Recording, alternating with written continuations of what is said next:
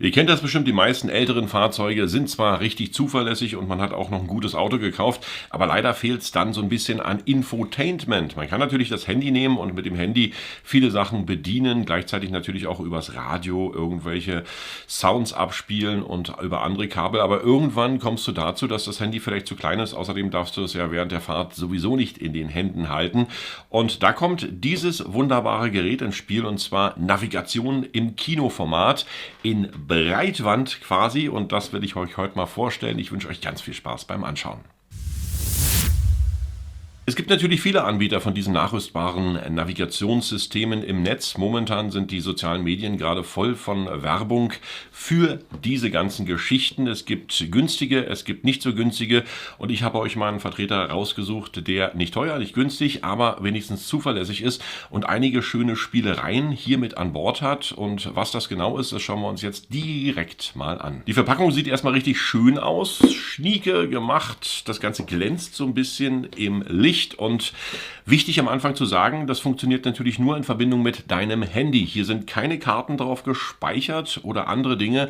Wenn du das Handy in Verbindung mit diesem Gerät benutzt, dann bist du auf der richtigen Seite. Ohne Handy geht's leider nicht. Was befindet sich denn hier in diesem magischen Karton? Zum einen, klar, das Display, dann die magnetische Halterung für das Display, weiterhin ein Autoladekabel, eine zweite Halterung, das Audiokabel, Klebevorrichtungen wie Klebetape, dann wiederum nochmal ein USB-Stick. Die Bedienungsanleitung ist leider nur auf Englisch.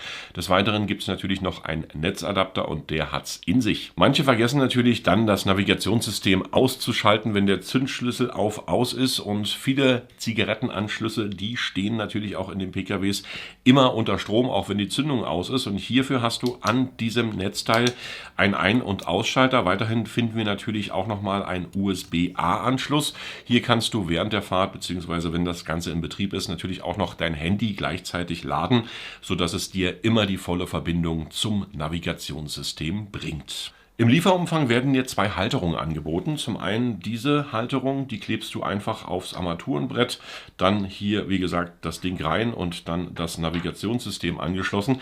Ich habe mich aber persönlich für die Scheibenhalterung entschieden, weil die ist einfach komfortabler und hält für meine Bedürfnisse wirklich richtig gut, übersteht auch Kopfsteinpflaster und andere Dinge. Und ein weiterer Vorteil bei diesem Navigationssystem ist natürlich auch noch die magnetische Halterung.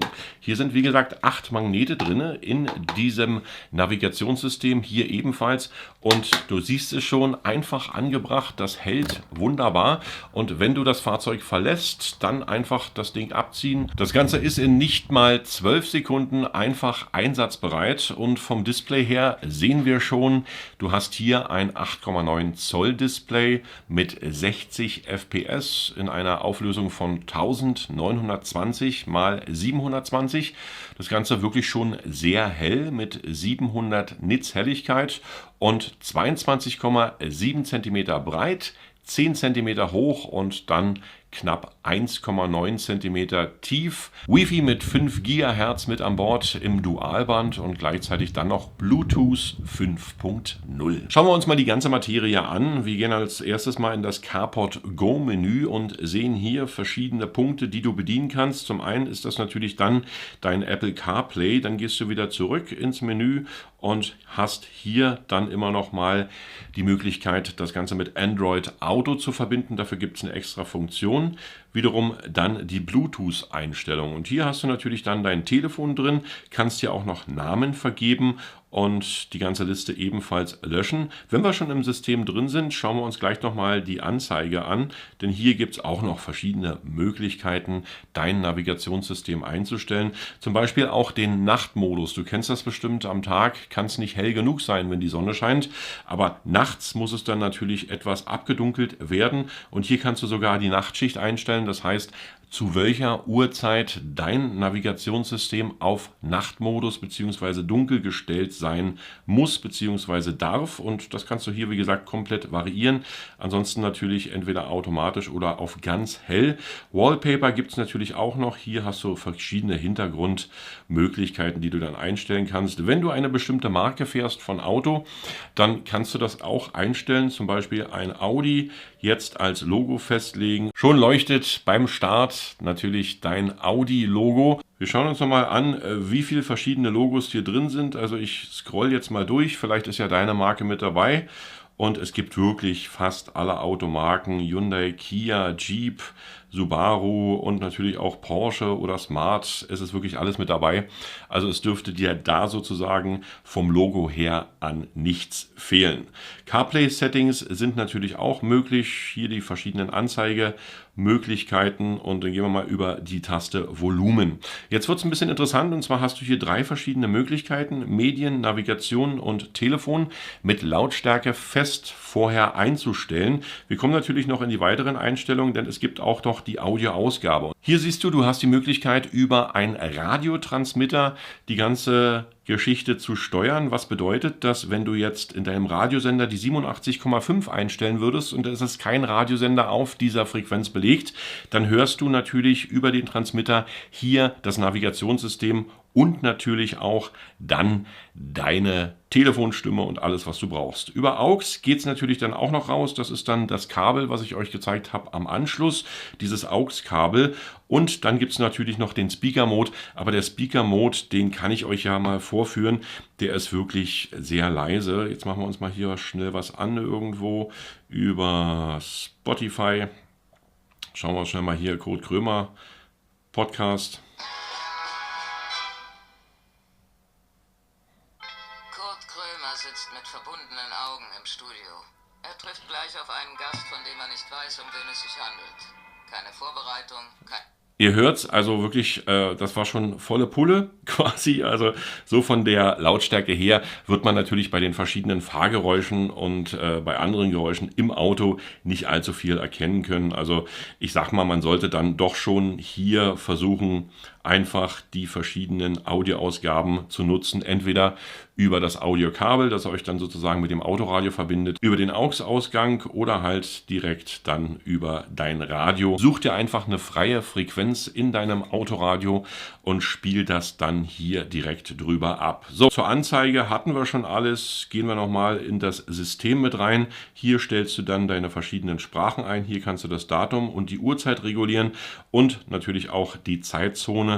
Jetzt, wie es jetzt genau ist mit Sommer- und Winterzeit umstellen, das wird sich dann noch zeigen, das habe ich jetzt noch nicht probieren können, aber du hast dann natürlich auch nochmal die Möglichkeit, direkt die Tasten hier anzusteuern über Helligkeit und gleichzeitig dann auch nochmal im Menüsystem Sprache. Fragen und Antworten gibt es auch nochmal, dass du hier sozusagen mögliche Fragen stellen kannst und dann nochmal in die Bluetooth-Einstellungen direkt reingehen kannst, wo du dann sozusagen nochmal den Speaker-Mode einstellst. Apple CarPlay auch richtig super verfügbar, wird auch schön angezeigt in einer guten Helligkeit. Du hast hier die Apps, die du brauchst, von Podcasts über deine Karten, wo du dich dann sozusagen hier direkt mit verbinden kannst. Das geht in dieser Auflösung und in dieser Größe natürlich wunderbar. Das gefällt mir richtig super, weil es ist natürlich auch eine Größe, wo du sagst, hier kann man wirklich was sehen und das gibt dann auch nochmal so einen geteilten Display, wo du dann hier deinen Podcast abspielen kannst, gleichzeitig dann auch noch die Navigation mit drin hast. Also das ist wirklich schon eine richtig gute Lösung, die hier präsentiert wird und die ist auch zuverlässig und dank der Halterung natürlich auch schön verfügbar. Hier oben nochmal das Signal, wie voll ist das Handy, Akku und verschiedene Direktwahltasten, zum Beispiel natürlich auch zum Telefon. Du kannst dann hier ebenfalls dann die Nummern eingeben, wenn du jetzt irgendwo anrufen möchtest und auf die Taste drücken. Und hier ist ein verbautes Mikrofon mit drin, das heißt, hier wird auch dann dein Telefonat drüber geführt. Nebenbei dann immer noch mal ganz schnell in den Karten rumgeswiped, ob du jetzt auf der richtigen Richtung bist, beziehungsweise den Podcast noch mal direkt programmiert.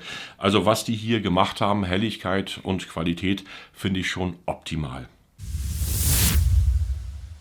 Kommen wir zu meinem Fazit und in meinem Test hat das Gerät wirklich super funktioniert. Das Display ist dank der 700 Nits auch in der Sonne bzw. am Tag noch sehr hell und erkennbar. Die Halterung hat mich fasziniert. Das fand ich echt super mit dieser magnetischen Halterung, wo du das ganze Gerät dann, wenn du das Fahrzeug verlässt, noch abnehmen kannst und einfach mitnehmen kannst. Finde ich super. Gibt es nicht bei allen Geräten, gibt es wie gesagt hier nur im Sonderfall. Und gerade für ältere Menschen oder oder Menschen mit einer Sehschwäche ist das natürlich hier im Vergleich zum Handy die optimale Lösung, denn das ist alles super erkennbar. Die Felder sind groß, die Apps sind super und auch im Bedienungsmenü hat man dir hier dann einfach mal eine normale, strukturelle Übersicht gegeben. Hier ist nichts bunt oder verkitscht oder irgendwas anderes. Du weißt, Anzeige, System, Bluetooth, Volumen, Audioausgabe und so weiter.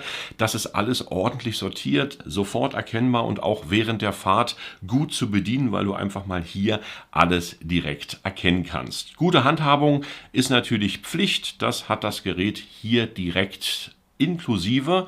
Und ich dachte natürlich erstmal, das stört im Auto, weil es relativ groß ist aufgrund dieses breiten Displays.